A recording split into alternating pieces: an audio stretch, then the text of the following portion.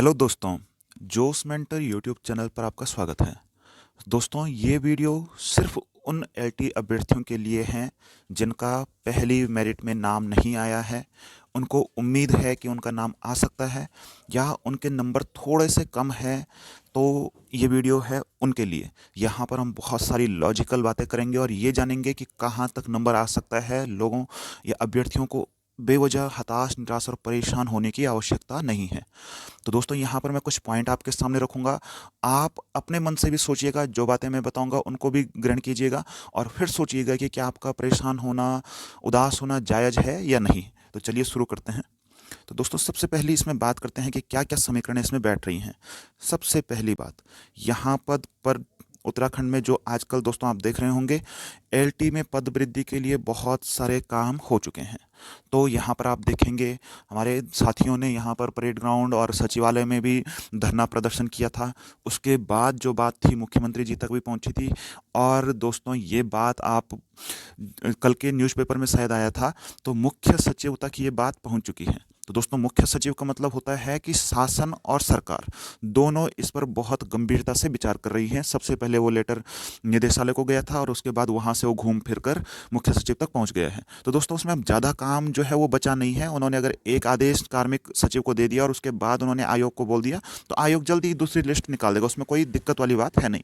तो दोस्तों, मैं ये बोलना चाह रहा हूँ कि एलटी के जो 25% पद वृद्धि वाली मांग है, वो रियल में काफ़ी आगे तक पहुँच गई है। ये मैं आपको शांत या संवेदना व्यक्त करने के लिए नहीं बोल रहा हूँ, लेकिन ये बात सच में है कि एलटी में जो 25% की पद वृद्धि वाली बात है, वो काफ़ी आगे पहुँच चुकी है। तो आप यकीन मान सकते हैं कि अगर जैसे आपका हिंदी सब्जेक्ट है या विज्ञान की बात अगर आप बात करेंगे, गणित की बात करेंगे, तो 25% अगर वो हर विषय में बढ़ाते हैं, तो कम से कम 50, 60, 100 पद, 100 तो नहीं लेकिन कम से कम 50-60 पद हर विषय में बढ़ने वाले हैं। या 20-30 भी अगर बढ़ते हैं, तो दोस्तों आप खुद मान सकते हैं कि कितने कैंडिडेट उसमें और ज़्यादा बढ़ जाएंगे। दूसरी बात करते हैं लेक्चरार पद वृद्धि की। तो लेक्चरार में भी पद वृद्धि की बात की जा रही है, कहीं कहीं 25 तो कहीं 50% पद वृद्धि की बात की जा रही है। अब आप सोच रहे होंगे कि लेक्चरार पद वृद्धि से आपका कैसे रिलेशन है। दोस्तों, मैं आपको एक सामान्य बात बताता हूँ। अगर यकीन मान लेते हैं कि लेक्चरार का जो रिजल्ट है वो 1 महीने के भीतर आने वाला है। अगर लेक्चरार का रिजल्ट जो है वो 1 मंथ के भीतर आने वाला है, तो उससे होगा क्या? उससे होगा ये कि एलटी में जिन कैंडिडेट के नाम आए हैं और वो श्योर हैं कि उनका लेक्चरार में भी हो रहा है, तो वो लेक्चरार जो एलटी जो है वो ज्वाइन नहीं करेंगे। कोई भी अच्छी बुद्धि वाला और एक जो दूसरों का भला सोचता है, वो अभ्यर्थी कभी भी किसी दूसरे की नौकरी खाने के लिए नहीं काम करेगा। तो वह एलटी को छोड़ देगा और लेक्चरार को चुन लेगा। अगर पद बढ़ते हैं लेक्चरार में, तो जाहिर सी बात है दूसरी वेटिंग लगेगी। तो यहाँ पर जो एलटी वाले अभ्यर्थी भी हैं वो भी लेक्चरार में चयनित होंगे और एलटी की सीटें जो हैं वो और कम होती जाएंगी। अभी लेक्चरर की पद वृद्धि ना भी हो, तो तब भी लेक्चरर के रिजल्ट से बहुत ज़्यादा फर्क पड़ेगा एलटी रिजल्ट पर, क्योंकि लेक्चरर में बहुत सारे जो ऐसे कैंडिडेट हैं जो एलटी में टॉप पर हैं और लेक्चरर में भी उनका चयन हुआ है। तो जाहिर सी बात है कि कोई भी लेक्चरर को चुनेगा, तो वो अगर वहाँ जाते हैं तो एलटी की सीटें वैसे भी खाली हो जाएंगी। तीसरी बात मैं कर रहा हूँ वेटिंग लिस्ट पर।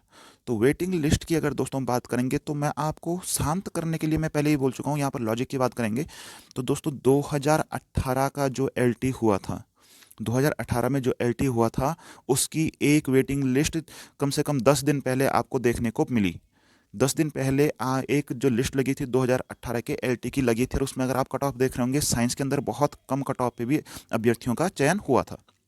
तो दोस्तों, मैं आपको यही बताना चाह रहा हूँ कि ऐसा नहीं है कि इस लिस्ट के बाद कोई भी वेटिंग लगने वाली नहीं है। जिन कैंडिडेट के कुछ कम नंबर हैं, आप उम्मीद रखिए कि अगली वेटिंग में या पदवृद्धि के बाद आपका नंबर इसी साल एलटी में आने वाला है। और ये केवल एक ढाढ़स बनाने वाली बात नहीं है, ये लॉजिकल बात है कि वेटिंग लगेगी ही लगेगी, उसमें आपका नाम आने वाला है। इसलिए बेवजह परेशान ना हो और बेवजह अपने को तनाव में ना रखें। इसके बाद मैं उन कैंडिडेट की बात कर रहा हूँ जिनके बहुत कम नंबर आए। तो बहुत कम नंबर वाले अभ्यर्थियों के लिए मैं बोलूँगा कि रोएं धोएं नहीं और ना ही परेशान होएं। तो दोस्तों, क्या होने वाला है? अब अगर आप देख रहे होंगे लोकसभा के चुनाव आने वाले हैं 2024-23 तक। तो दोस्तों, मैं आपको एक बात कहना चाहता हूं कि 2023 तक अब यहाँ पर सरकार का क्या होता है कि जब भी चुनाव आते हैं, तो सरकार जो है ये रोजगार या ये जो भी चीज़ें हैं, शिक्षा स्वास्थ्य का लॉलीपॉप जो है वो जनता को पकड़ाती रहती है, और यही बात आप सब कुछ जानते ही होंगे। तो मैं ये बोलने वाला हूँ कि जब भी अगला इलेक्शन आएगा लोकसभा का, उस टाइम फिर से वैकेंसीज निकलेंगी, सरकार चाहे किसी की भी हो। तो 2023 तक आप ये मानकर चलिए कि एक और एलटी लाइन में है। तो 2023 तक एक और एलटी का पेपर जो है वो लाइन में है। तो दोस्तों, अगर आपका इस बार नहीं हुआ है सिलेक्शन, तो परेशान होने की बजाय सिलेबस को दोबारा शुरू करें। आपने इस समय तक सिलेबस को जितना भी टच किया हो, अगली बार के लिए उसको अभी से प्रिपेयर करें। आप जान सकते हैं कि 2-4 महीने या 3-6 महीने पेपर के लिए काफ़ी नहीं है। अगर आपको एक सब्जेक्ट तैयार करना है तो आपको कम से कम 1 साल उसकी प्रिपरेशन के लिए लगाना है। तो 1 ईयर कम से कम आप लगा कर चलें और उसके लिए अभी से तैयार कर लें, गोल सेट कर लें। तो दोस्तों, अगर आपको एलटी में जाना है, आप देख सकते हैं 2023 तक दोबारा वैकेंसी आएगी और आप अभी से प्रिपरेशन शुरू कर सकते हैं। अभी से आप एक बार कोर्स को कंप्लीट कर दीजिए, अपना जो भी सिलेबस है। उसके बाद उस पर जितने सारे एमसीक्यूज़ हैं, जितने सारे पीवाईक्यू हैं, जितने भी स्टेट के हैं, सारे कर लीजिए। इतना सब करने के बाद आप खुद सोच सकते हैं कि क्या आपका नाम नहीं आएगा। तो अगर आपका एलटी में सिलेक्शन इस बार नहीं हुआ है, कम नंबर हैं, आप क्वालिफाई नहीं हुए हैं, तो अभी से इस बात को गांठ बांध कर रख लीजिए कि 2023 तक दोबारा वैकेंसी आने वाली है, क्योंकि ये उस टाइम भी इलेक्शन है और उस टाइम भी यही सारा हल्ला जो है दोबारा होगा। तो आप मान कर चलिए कि 2023 के साल में ही आपको जो है वो बहुत सारे एलटी के पद दोबारा दिखने को मिल जाएंगे, क्योंकि इसके बीच रिटायरमेंट भी बहुत सारे विभाग में हो रहे हैं। तो दोस्तों, ये बात बिल्कुल श्योर है। तो मैं आपको बस यही बात कहूँगा कि हताश, निराश, परेशान होने की जगह लॉजिकल सोचें।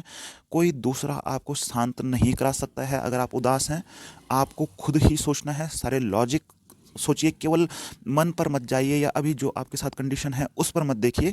आगामी फ्यूचर को देखिए, आगामी भविष्य को देखिए कि क्या होने वाला है और क्या हो सकता है। तो मैंने जैसे आपको बताया, एलटी में पद वृद्धि होने वाली है। लेक्चरर की पद वृद्धि के चांसेस उतने नज़र नहीं आ रहे हैं, लेकिन हैं, थोड़े बहुत हैं। लेकिन एलटी के बहुत आगे तक बढ़ चुके हैं चांसेस। इसके बाद करेंगे, वेटिंग लिस्ट तो लगती ही है। इसके अलावा इस बार पीसीएस है, लोअर पीसीएस है, बहुत सारे पेपर हैं। तो एलटी लेक्चरर के चयनित विद्यार्थी वहाँ भी जाएंगे, और वहाँ जाएंगे तो डेफिनेटली एलटी और लेक्चरर की वेटिंग पर भी फर्क पड़ेगा। तो जिन अभ्यर्थियों का तो 4-5 नंबर, 6-7 नंबर या 10 नंबर तक है, तो वो उम्मीद कर सकते हैं कि उनका नाम एलटी में आ जाए। लेकिन अगर इससे कम आपके नंबर हैं एलटी में, तो आप जो है अगले एलटी के लिए अभी से प्रिपरेशन कर लीजिए। ये बात आप बिल्कुल समझ लीजिए। तो अगला एलटी जो होगा, मैं आपको बता चुका हूँ, जब भी अगला चुनाव होगा उसके आसपास यहाँ पर एलटी आपको देखने को मिल जाएगा। अभी से आप सिलेबस को शुरू कर लीजिए और 6 महीने का आप टाइम बना लीजिए कि 6 महीने में आपको उसको फिनिश करना है, और उसके बाद आपको इसके पीवाईक्यू और एमसीक्यूज दोनों देखने हैं। तो दोस्तों, यहाँ पर अगला एलटी जो होगा वो आपके हाथ में होगा। आपको ढेर सारी शुभकामनाएं, और अब जो भी चीज़ें हैं उनको आप फेस करते हुए आगे बढ़िए पूरी एनर्जी के साथ। तो हमारे साथ बने रहिएगा जोश मेंटर पर, ताकि ऐसी ही मोटिवेशनल वीडियो, ऐसी ही अन्य वीडियो या कोई भी पेपर होता है तो उससे रिलेटेड वीडियोस आपके सामने हम रख सकें। धन्यवाद।